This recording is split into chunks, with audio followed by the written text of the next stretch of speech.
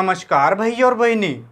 और बचपन में मीजे जाते थे लगाकर बॉडी लोशन। अब मीजे जाओगे लाठी और डंडा से, अगर नहीं आएगा force and law of motion.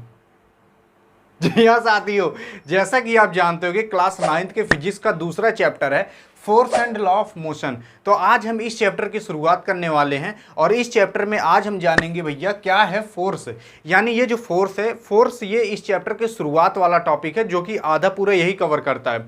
और अगर आपको एग्जाम में इस चैप्टर से फुल नंबर लाना है तो फोर्स आपको आना ही चाहिए। यानी ताकत होती क्या है, इसके फॉर्मूले क्या होते हैं, कितने प्रकार का होता है, तो सब कुछ जानने वाले हैं फोर्स के बारे में। पाई पाई जान जाओगे, आपको कोई एक भी नंबर छूटने वाला नहीं यहाँ से। आइए चलिए समझते हैं सबसे पहले फोर्स के बारे में। ये फोर्स होता क्या है, तो देखो जो फोर्स होता है उसको सबसे पहले हम रिप्रेजेंट करते हैं एफ से, कैपिटल एफ। तो अगर आपके एग्जाम में कैपिटल एफ लिखा रहे तो मूडी मच खजुआना, उसका मतलब फोर्स है। अब देखो ये जो फोर्स होता है, अगर आप इसका इंग्लिश में पढ़ोगे ना तो सब लोग पहले मुड़िए खजुआने लगते हैं, लेकिन पहले मैं आपको हिंदी में बता देता हूं ताकि आपको अच्छे समझ में आ जाए। तो देखो जो फोर्स होता है, फोर्स मतलब है क्या, एकदम सिंपल लैंग्वेज में समझो। यानी आप ताकत लगा रहे हो वही फोर्स है, जांगर लगा रहे हो वही फोर्स है, बल लगा रहे हो वही फोर्स है। यानी जो आपके अंदर ताकत होता है ना, वही सब क्या है, फोर्स है। जैसे आप कभी कभार मोटिवेशनल चीज देख लेते हो तो आप जब दिवालिये ठेलने लगते हो, तो आप जब दीवार ठेल रहे हो यानी वहां भी फोर्स लग रहा है। आप ईटा उटा ढकेल रहे हो वो भी फोर्स लग रहा है। तो यही भैया फोर्स होता है। अब ये जो फोर्स होता है, अगर आप इसको फिजिक्स की लैंग्वेज में देखोगे तो कहेंगे जो फोर्स होता है वो किसी चीज को रोक सकता है, किसी चीज को चला सकता है, किसी चीज की दिशा मोड़ सकता है, किसी चीज को पचका उचका सकता है। जैसे आप गेंदा उदा लिए हो, बॉल और लिए हो, तो उसे दबाओगे पचक जाएगा। अगर बॉल ऐसे जा रही है उसको ऐसे फोर्स लगा दो तो उधर जाने लगेगी। अब यही सब चीजें, अगर मान लो बॉल चल रही हो तो उसे ऐसे पकड़ लोगे, फोर्स लगा दो रुक जाएगा। तो यही सब फोर्स है, यही चीज ये इसमें बताया जाता है। तो देखो जो फोर्स होता है वो क्या है, पुश और पुल। यानी किसी चीज को अगर धक्का दे रहे हो तो खींच रहे हो, वो भी फोर्स है। That change the state of rest और मोशन और डायरेक्शन ऑफ द बॉडी, उसी को हम क्या कहते हैं, फोर्स कहते हैं। यानी ऐसा कोई भी चीज जो कि चेंज कर दे state of rest. State of rest का मतलब क्या है, अगर कोनो चीज रेस्ट में पड़ी, यानी कि ऐसे चल नहीं रही है, ऐसी पड़ी है, जैसे बॉल है, जैसे मान लो ये ऐसे पड़ा है, अब ये रेस्ट में है, यानी रेस्ट कर रहा है, सोचता रहा है। तो लेकिन अगर मैं इस पर फोर्स लगा दूंगा, देखो चलने लगा, तो ये क्या है, क्या लग रहा है यहाँ पर, फोर्स लग रहा है, इसी फोर्स कहते हैं। अब मान लो ये ऐसे पड़ा है, इसको अगर मैं इसे दबा दूं तो भाई ये पिचक उचक जाएगा, तो इसका क्या हो गया, इसका डायमेंशन भी चेंज हो जाएगा, इसी को हम डायमेंशन कहते हैं। अगर भैया ये चल रहा है, ऐसे करके चल रहा है, और मैं इधर से ताकत लगा दूं तो इधर मुड़ जाएगा, तो यही क्या करता है, फोर्स करता है। फोर्स भैया किसी चीज को चला सकता है, किसी चीज को रोक सकता है, किसी चीज की दिशा मोड़ सकता है, यही चीज ये को फोर्स कहते हैं। अभी जो फोर्स रहता है इसको भैया हम कैलकुलेट करते हैं, यानी इसकी एसआई यूनिट होती है न्यूटन। तो अगर आप कभी भी फोर्स को कैलकुलेट करोगे तो किस में कैलकुलेट करोगे, न्यूटन में। न्यूटन भैया देखो, एक तो न्यूटन बाबा भी थे, बाबा मतलब साइंटिस्ट थे, इन्हीं के नाम पे इसकी एसआई यूनिट रख दी गई है। अगर आप कभी भी फोर्स के एसआई यूनिट बताओगे तो न्यूटन बताओगे, यानी इसको इसमें जोखा जाता है। जोखा का मतलब क्या है, मेजर किया जाता है। जैसे अगर आप बाजार गए हो और भांटा खरीदना है आपको, तो कैसे खरीदोगे, कहोगे भैया 4 भांटा दे दो, ऐसे नहीं कहते ना, ऐसे कहोगे हाँ भैया आधा किलो भांटा दे दो, 1 किलो भांटा दे दो, तो किलो में उसको नापा जाता है। वैसे गेहूं आटा वाटा खरीदोगे उसको किलो में नापा जाता है। अगर आपको कहीं दूर जाना है तो उसे किलोमीटर में नापा जाता है। अगर दूध लेने गए हो भैंस का तो उसे लीटर में नापा जाता है। वैसे जो फोर्स होता है उसे न्यूटन में नापा जाता है। जैसे कि मान लो आप हो और कोनो किसी के सामने पात दिए तो वो एक चटकना मारेगा, तो यहाँ पर क्या लगा, फोर्स लगा। तो कोई पूछेगा तो कितना तेज चाटा मारा, तो आप ऐसे बताओगे भैया वो जो चाटा मारा था उसके चाटे में 4 न्यूटन का फोर्स था। तो इस तरीके से बताओगे, समझ रहे हो। तो जो फोर्स रहता है वो न्यूटन में नापा जाता है, इसकी एसआई यूनिट न्यूटन होती है। ये जो फोर्स होता है ना भैया, इसके पास it has both magnitude and direction. इसके पास मैग्नीट्यूडो होता है और डायरेक्शन भी होता है, इसीलिए इसको हम वेक्टर क्वांटिटी कहते हैं। अब बहुत से लड़कों मूड़ी खजुआने लगे होंगे, यार ये सब क्या बोल दे रहे हैं, तो मूड़ी मत खजुआओ, ये आप पिछले चैप्टर में पढ़े थे, लेकिन अभी मैं कहूँगा जाकर पिछला चैप्टर देख लो, तो आप देखोगे नहीं, इसीलिए मुझे यहाँ पर बताना पड़ेगा। तो देखो मैग्नीट्यूड का मतलब ये होता है, जैसे कि मान लो आपको यहाँ से दिल्ली जाना है, उत्तर प्रदेश में और दिल्ली जाना है, तो आप जब दिल्ली जाओगे तो कितनी दूरी तय कर रहे हो, मान लो 700 किलोमीटर है वहाँ से, तो 700 किलोमीटर क्या हो गया, ये हो गया मैग्नीट्यूड उसका। और अगर डायरेक्शन का मतलब क्या है, डायरेक्शन का मतलब ये है कि दिल्ली ईस्ट में है, यहाँ से ईस्ट का मतलब आप डायरेक्शन भी बता दिए। तो जब भी आप क्या करते हो, मैग्नीट्यूड भी बताते हो, डायरेक्शन भी बताते हो, तो उस चीज़ को हम वेक्टर क्वांटिटी कहते हैं। और जिसमें केवल मैग्नीट्यूड पूछा रहता है, एक चीज़ पूछा रहता है, तो उसे हम स्केलर क्वांटिटी कहते हैं। लेकिन यहाँ जो फोर्स है, ये फोर्स में क्या होता है, दोनों चीज़ बताना पड़ता है। मैग्नीट्यूड भी यानी कितना फोर्स लगा है, 1 न्यूटन, 2 न्यूटन, 10 न्यूटन, 20 न्यूटन, कितना फोर्स लगा है वो भी बताना पड़ता है। और डायरेक्शन भी बताना पड़ता है, किस डायरेक्शन में फोर्स लगा है। जैसे कि मान लो आप दरवाज़ा खोल रहे हो, तो दरवाज़ा खोल रहे हो तो उसमें दिशा भी तो मैटर करेगी ना, कि मान लो दरवाज़ा अंदर की तरफ खोलता है, आप बाहर की तरफ खींच रहे हो तो खुलेगा ही नहीं। तो आपको दिशा भी पता रहना चाहिए। दिशा का मतलब डायरेक्शन, कुछ और मत सोच लेना। तो दिशा यानी डायरेक्शन भी पता रहना चाहिए। तो फोर्स किस डायरेक्शन में लग रहा है ये भी मैटर करता है। जैसे मान लो लैट्रिन का दरवाजा आपका अंदर की तरफ खुलता है, लेकिन बाहर की तरफ खींच रहे हो तो खुलेगा नहीं। तो यहाँ डायरेक्शन मैटर कर रहा है, लेकिन फोर्स भी, मैग्नीट्यूड भी मैटर करेगा कि भैया कितना फोर्स लगाना है। पता लगा 4 न्यूटन का फोर्स लगाने पे दरवाजा खुलेगा, आप 1 न्यूटन फोर्स लगा रहे हो तो खुलेगा ही नहीं दरवाजा। तो यहाँ तक समझे। तो मैग्नीट्यूड और डायरेक्शन दोनों मैटर करता है, इसीलिए क्या कहते हैं हम, वेक्टर क्वांटिटी से कहते हैं। अब जैसे गाँव में देखोगे, कभी कभी आप जुजुआ ऐसे बैठे रहते हो, कोई काम ही नहीं करते, तो लोग आपको कहते हैं जंगर चोट्टा है। ये जंगर चोट्टा का मतलब समझ रहे हो, यानी फोर्स चोट्टा है, यानी फोर्स ही नहीं लगा रहा, कोनो काम ही नहीं कर रहा, तो वो फोर्स चोट्टा है। यहाँ तक समझ में आया। तो यही होता है फोर्स। अभी जो फोर्स होता है ना, ये भैया बहुत तरीके के होते हैं। तो टाइप्स ऑफ फोर्स की बात करते हैं। तो देखो, पहला आता है कॉन्टैक्ट फोर्स। कॉन्टैक्ट फोर्स का मतलब नमवे साहब मूड़ी खजुआ के एक बार समझ लो। कॉन्टैक्ट फोर्स का मतलब ये है कि ऐसा फोर्स जिसमें आपको कांटेक्ट करना पड़े, यानी कि कोनो चीज़ को छू कर जब आप फोर्स लगाते हो तो उसे हम क्या कहते हैं, कांटेक्ट फोर्स कहते हैं। जैसे आप मेज और ढकेल रहे हो तो क्या कांटेक्ट फोर्स है, क्योंकि आप उसको छू कर ढकेल रहे हो। अब जैसे पढ़ोगे लिखोगे नहीं तो ईंटा ढोना पड़ेगा, तो ईंटा एक जगह से दूसरी जगह ले जा रहे हो तो भी कांटेक्ट फोर्स है।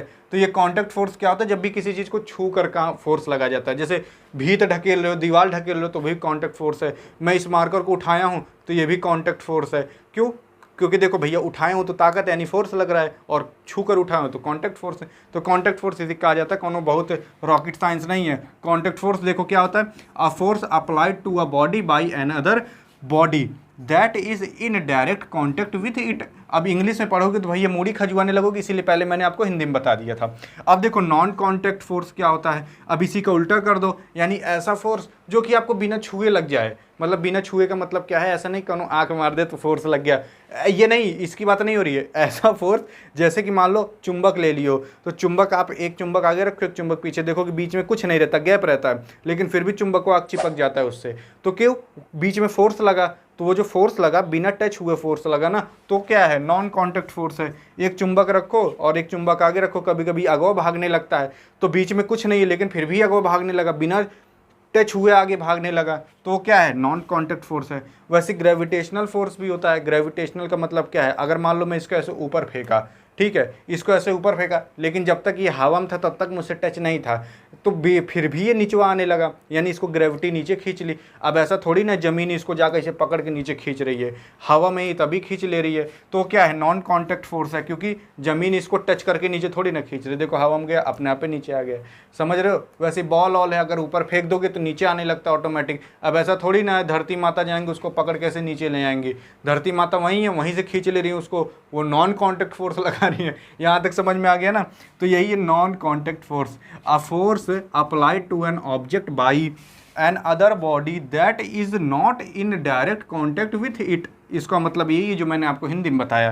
देखो अब इसका एग्जांपल देख लो, जैसे मैग्नेटिक फोर्स मैंने जो आपको बताया वही मैग्नेट यानी चुंबक वाला, और ग्रेविटेशनल फोर्स यानी धरती माता वाला जो फोर्स आता है उसकी बात कर ली हमने। तो ये हो गया, हमने फोर्स के बारे में बात कर ली। अब ऐसा मत सोचो केवल फोर्स इतने ही टाइप के होते हैं, और भी टाइप के होते हैं। चलिए अब उसको आगे समझते हैं। लेकिन बहुत से लोग कहते हैं सर एक बार हट जाया करिए, स्क्रीनशॉट लेने दिया करिए, तो ले लो, तो ले लिए होगे। अब चलते हैं आगे। अब देखो समझते हैं हम बैलेंस फोर्स और अनबैलेंस फोर्स के बारे में। ये दोनों फोर्स भी फोर्स के ही टाइप हैं, बैलेंस फोर्स और अनबैलेंस फोर्स। अब अगर आप इसके नाम पे ध्यान मारोगे ना, तो आप अपने मूडी और अपने पेट से सोच सकोगे कि ये कैसे फोर्स हैं। तो देखो जैसा कि आप जानते होगे बैलेंस फोर्स नाम से ही पता चल रहा है, यानी ऐसा फोर्स इसमें कुछ बैलेंस का आता होगा, यानी फोर्स बैलेंस रहता होगा, वही है बैलेंस फोर्स। देखो क्या लिखा है, the resultant of applied force is equal to zero. इसका मतलब ये है कि अगर फोर्स लगाया जा रहा है, मान लो एक मैंने इधर से फोर्स लगा रहा है, एक मैंने इधर से फोर्स लगा रहा है, और दोनों बराबर फोर्स लगा रहे हैं, तो वो क्या है, वही बैलेंस फोर्स है। जैसे कि यहाँ पर अगर देखो, यहाँ पर मान लो मैं एक तो डिब्बा बना देता हूँ, ठीक है, और इस डिब्बा को एक मैंने इधर से ढकेल रहा है, अरे इसका ये भी बन गया, रुक जाओ। हाँ, एक मने इधर से ढकेल रहा है और दूसरा मने भी मान लो इधर से आग ढकेलने लगा। अरे पैंट नहीं पहन पाते इन्हें। देखो इधर से ढकेल रहा है। अब देखो ये इधर वाला जो मन है ये मान लो वो 20 न्यूटन का फोर्स लगा रहा है, और इधर वाला मन है भी मान लो 20 न्यूटन का फोर्स लगा रहा है। अब ये अपोजिट डायरेक्शन में लगा रहा है तो मान लो -20 न्यूटन का फोर्स लगा रहा है, क्योंकि ये वाला फोर्स इसको काट रहा है। अब देखो यहाँ पर दोनों में नहीं मिल के क्या कर रहे हैं, सेम फोर्स लगा रहे हैं, तो डिब्बा ना तो इधर जाएगा ना तो इधर जाएगा। तो यही होता है बैलेंस फोर्स। बैलेंस फोर्स में अगर आप नेट फोर्स देखोगे, नेट फोर्स का मतलब क्या है, यानी कि ये दोनों फोर्स को अगर मिला लो तो कितना फोर्स आ रहा है, तो +20 -20 इज इक्वल टू 0, यानी कि जो फोर्स है वो क्या है भैया, 0 है। इसी को हम बैलेंस फोर्स कहते हैं। ना तो डिब्बो इधर जाने वाला ना तो इधर, दोनों तरह से फोर्स जो बराबर है, यानी बैलेंस फोर्स है।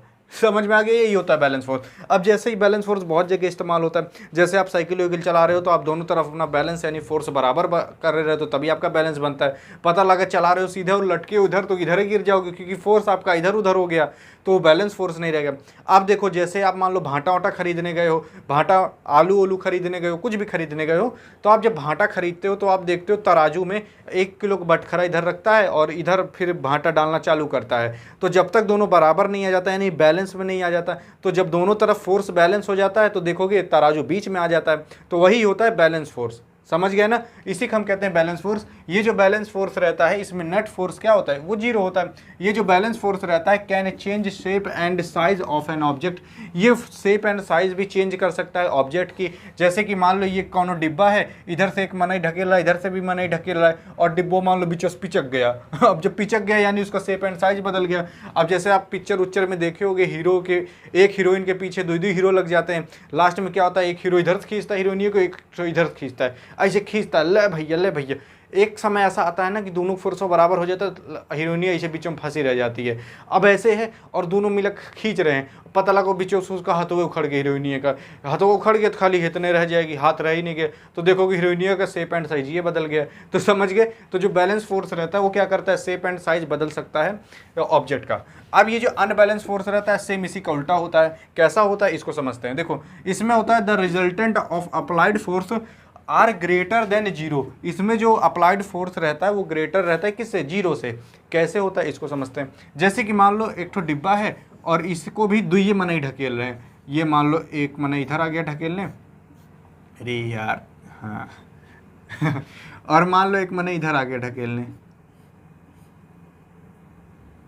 अब ये जो दोनों मनई है ये मान लो 20 न्यूटन का फोर्स लगा रहा है और ये मान लो 2 न्यूटन का फोर्स लगा रहा है, तो ये -2 न्यूटन का फोर्स लगा है क्योंकि ये अपोजिट डायरेक्शन में ढकेल रहा है। तो आप देखोगे अगर आप इसको नेट रिजल्टेंट फोर्स का देखोगे, नेट रिजल्टेंट फोर्स का मतलब क्या, अगर दोनों फोर्स को देखोगे तो कितना फोर्स लग रहा है उस ऑब्जेक्ट पर, उसी को नेट फोर्स कहते हैं।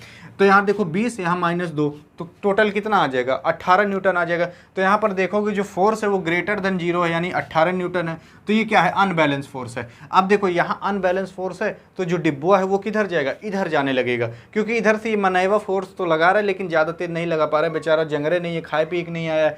अब क्या होगा कि ये जो फोर्स लग रहा है तो ये क्या, डिब्बा उधर जाने लगेगा। अब जैसे कि मान लो इधर से कोई मनई आया, इसको ढकेलने लगा इस डिब्बा को, और जैसे ढकेला और इस मनई को क्या हुआ, तुरंत लैटरिंग आ गई। अब जैसे इसको लैटरिंग आएगी तो ये ज़्यादा तेज थोड़ी ना ढकेल पाएगा इस डिब्बा को, क्योंकि ज़्यादा तेज ढकेलेगा लैटरिंग निकलने की संभावना रहेगी।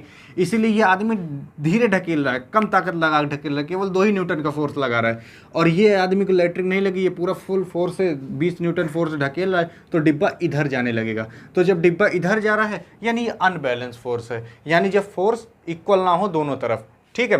तो यही होता है अनबैलेंस फोर्स। अनबैलेंस फोर्स जो रहता है ये भी बहुत जगह काम आता है। जैसे आप क्या होता है कि आप गए हो क्या करने, भाटा लेने, तो आप भाटा ले रहे हो तो आप देखोगे कि जब तक इधर भाटा वाला को ज़्यादा नहीं लरक जाता तब तक आप कहते हो और डालते रहो और डालते रहो, क्या थोड़ा ज़्यादा नहीं दोगे, तो वहाँ अनबैलेंस फोर्स काम आता है। समझ गए। अब ये जो अनबैलेंस फोर्स है इसी की वजह से आपको एक भाटा ज़्यादा मिल जाता है। अब जैसे साइकिल चला रहे हो, पता लगा इधर लटक गए तो गिर जाओगे, क्योंकि वो अनबैलेंस फोर्स है। तो ये अनबैलेंस फोर्स बताता है आपको। तो ये अनबैलेंस फोर्स हो गया। ये जो अनबैलेंस फोर्स रहता है ये क्या करता है, चेंज करता है speed and position of an object. ये स्पीड भी चेंज कर सकता है, पोजीशन भी चेंज कर सकता है किसी ऑब्जेक्ट की। कैसे, जैसे कि मान लो ये मान लो ये मनैया ढकेल रहा है इसको इधर से मान लो ऐसे खूब तेजी से ढकेल रहा है, 20 न्यूटन का फोर्स लगा रहा है पूरा जांगर लगा के, और इधर से भी मनैवा आया लेकिन इसको लैटरिंग लग गई तो ये 2 न्यूटन का फोर्स लगा पा रहा है। तो लेकिन आप देखोगी जब 20 न्यूटन का फोर्स लगा के इसे ले जा रहा था, मजे तेल ले जा रहा होगा, लेकिन इधर से भगवती धरा ये दुष्ट वाला लड़की आ गया और इधर से ये थोड़ा सा फोर्स लगाने लगा, तो जो वो ढकेल के ले जा रहा था उसकी स्पीड थोड़ी स्लो हो जाएगी। वो बात अलग है कि जब देखेगा उसको लोटा लोटा के मारेगा, लेकिन जब तक ये ढकेल रहा है तब तक इसकी फोर्स, इसकी जो स्पीड है वो स्लो हो जाएगी। तो ये क्या करता है, ये स्पीड को भी चेंज कर सकता है अनबैलेंस फोर्स, और पोजीशन को भी चेंज कर सकता है। पोजीशन का मतलब क्या है, अब जैसे कि मान लो इधर से आदमी ढकेल रहा है तो ये जिस जगह पे था डिब्बा वो घसक जाएगा वहाँ से, यानी कि उस डिब्बे का पोजीशन घसक गया, दूसरी जगह लग गया, तो वो पोजीशन को भी चेंज कर सकता है। जो अनबैलेंस फोर्स रहता है वो क्या करता है, चेंज कर सकता है shape and size of an object. अब कैसे चीज शेप एंड साइज चेंज कर देता है, जैसे मान लो आप कोनो वो ले लो, वो बैलून ले लो, इधर से भी फोर्स लगाओ, इधर से भी, इधर से कम फोर्स लगाओ, इधर ज़्यादा फोर्स लगाओ, लेकिन फिर भी बैलून फट जाएगा। तो बैलून फट गया तो उसमें क्या हुआ, उसका शेप एंड साइज बदल गया। तो अनबैलेंस फोर्स भी जो रहता है वो क्या कर सकता है, किसी का शेप एंड साइज को बदल सकता है।